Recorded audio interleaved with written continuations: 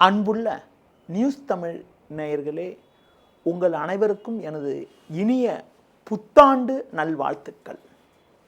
2026ஆம் ஆண்டு தற்போது பிறக்க இருக்கிறது.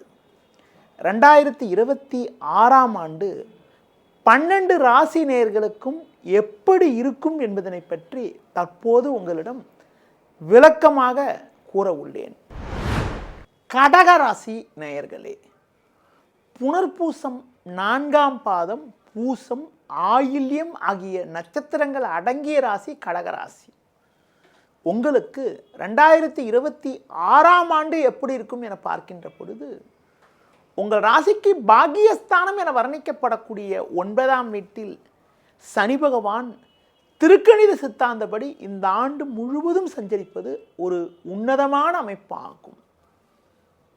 உங்கள் உழைப்புக்கான பலனை அடையக்கூடிய ஒரு வாய்ப்புகள் உண்டு. நல்ல வாய்ப்புகள் உங்களுக்கு கிடைக்கும். தொழில் வியாபாரத்தில் படிப்படியான முன்னேற்றத்தை அடைவீர்கள்.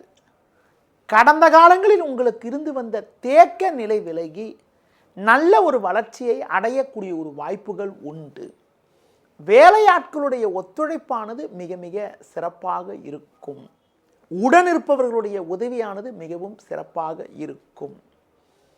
திட்டமிட்டு செயல்பட்டு ஒரு நல்ல வளர்ச்சியை அடையக்கூடிய ஒரு வாய்ப்புகள் உங்களுக்கு உண்டு. உத்தியோகத்தில் இருப்பவர்களுக்கு வெளியூர் தொடர்புகள் மூலமாக ஒரு சில ஆதாயத்தை அடையக்கூடிய ஒரு யோகமானது உங்களுக்கு இருக்கிறது. சக நண்பர்கள் உங்களுக்கு உறுதுணையாக இருப்பார்கள். அதிகாரிகளுடைய ஆதரவு சிறப்பாக இருப்பதால் கடினமான பணியை கூட சுலபமாக செய்து முடிக்கக்கூடிய ஒரு வாய்ப்பானது உங்களுக்கு உண்டு. 2026 முழுவதும் சனி பகவான் பாக்கியஸ்தானத்தில் சஞ்சரிப்பதால் எவ்வளவு பெரிய நெருக்கடிகள் இருந்தாலும் அதனை சமாளித்து ஒரு நல்ல நிலையினை அடையக்கூடிய ஒரு யோகமானது உங்களுக்கு இருக்கிறது என்றாலும், தனக்காரகன் ஆண்டுகோள் என வர்ணிக்கப்படக்கூடிய குரு பகவான் உங்கள் ராசிக்கு விரயஸ்தானமான 12ஆம் வீட்டில் 2/6/2026 முடிய சஞ்சரிப்பதும், 2/6/2026 முதல் 31/10/2026 முடிய ஜென்ம ராசியில் சஞ்சரிப்பதும் ஒரு சாதகமான அமைப்பு என கூற முடியாது.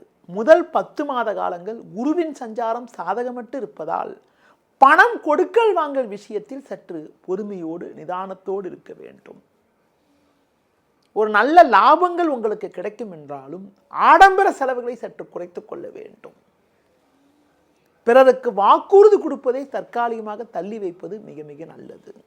சுபகாரிய முயற்சிகளை பொறுத்த வரைக்கும் 2/6/2026க்கு பிறகு குரு ஜென்ம ராசியில் சஞ்சரிக்கின்ற பொழுது 5, 7, 9 ஆகிய ஸ்தானங்களை குரு பகவான் பார்ப்பார் என்பதால் ஜூனுக்கு பிறகு மங்களகரமான சுபகாரியங்கள் உங்களுக்கு கைகூடக்கூடிய ஒரு வாய்ப்புகள் உண்டு. திருமண சுபகாரிய முயற்சிகள் ஜூனுக்கு பிறகு வெற்றியை தந்து குடும்பத்தில் மகிழ்ச்சி ஏற்படும். இந்த 2026ஆம் ஆண்டில் முதல் 10 மாத காலங்கள் குருவின் சஞ்சாரம் சாதகமற்று இருந்தாலும் 31/10/2026இல் குரு பகவான் அதிசாரமாக உங்கள் ராசிக்கு 2ஆம் வீட்டுக்கு செல்ல இருப்பது ஒரு நல்ல அமைப்பாகும். நவம்பர், டிசம்பர் மாதங்களில் குருவின் சஞ்சாரமானது ஒரு மிக சிறப்பான நிலையில் இருப்பதால் நவம்பர், டிசம்பர் மாதங்களில் உங்களின் பொருளாதார நிலையானது மிக மிக சிறப்பாக இருந்து அந்த நவம்பர், டிசம்பர் மாதங்களில் சுப செலவுகள் நடக்கக்கூடிய அமைப்புகளும் ஒரு மறக்க முடியாத இனிய நிகழ்வுகள் நடக்கக்கூடிய ஒரு யோகங்களும் உங்களுக்கு உண்டு. இந்த ஆண்டு முழுவதும் சர்ப்பகிரகம், சாயாகிரகம் என வர்ணிக்கப்படக்கூடிய ராகு கேதுவின் சஞ்சாரத்தை பற்றி பார்க்கின்ற பொழுது, கேது பகவான் உங்கள் ராசிக்கு 2ஆம் வீட்டிலும் ராகு பகவான் உங்கள் ராசிக்கு 8ஆம் வீட்டிலும் இந்த ஆண்டு முழுவதும் குறிப்பாக 5/12/2026 முடிய சஞ்சரிப்பது சாதகமற்ற அமைப்பாகும். இதன் காரணமாக நீங்கள் நல்லதாக பேசினாலும் மற்றவர்கள் அதனை தவறாக எடுத்துக்கொள்ளக்கூடிய ஒரு அமைப்பானது உண்டு. உடல் நலத்தில் அக்கறை எடுத்துக்கொள்ள வேண்டும். உணவு விஷயத்தில் சற்று கட்டுப்பாடோடு இருக்க வேண்டும். உறவினர்களிடம் சற்று அனுசரித்து செல்வது மிக மிக நல்லது. ஒரு சிலருக்கு குறிப்பாக ஒரு ஆண் என்றால் மனைவி வழி உறவினரிடமும், பெண் என்றால் கணவர் வழி உறவினரிடமும் தேவையற்ற மனஸ்தாபங்கள் ஏற்படக்கூடிய ஒரு நேரமாகும். தேவையில்லாத தூர பயணங்களை தள்ளி வைப்பது நல்லது. அதிலும் குறிப்பாக வண்டி வாகனங்களில் செல்கின்ற பொழுது சற்று பொறுமையோடு இருப்பது, இயற்கை உணவுகளை எடுத்துக்கொள்வதன் மூலமாக ஒரு சில வளமான பலன்களை அடையக்கூடிய ஒரு வாய்ப்புகள் உண்டு. இந்த 2026ஆம் ஆண்டில் நீங்கள் அம்மன் வழிபாடு, துர்க்கை வழிபாடு மேற்கொள்வது, அடுத்து குறிப்பாக விநாயகர் வழிபாடு மேற்கொள்வதன் மூலமாக ஒரு வளர்ச்சியை அடையக்கூடிய ஒரு வாய்ப்புகள் உண்டு.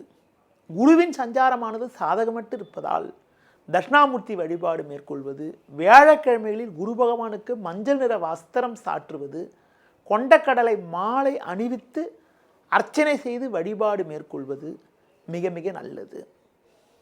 சனியின் சாதக சஞ்சாரத்தால் ஒரு சில வளமான பலன்களை பெறுவீர்கள் என்றாலும் நிதானத்தை கடைபிடித்தால் ஒரு நல்ல வளர்ச்சியை அடையக்கூடிய ஒரு ஆண்டாக உங்களுக்கு இந்த ஆண்டு இருக்கும்.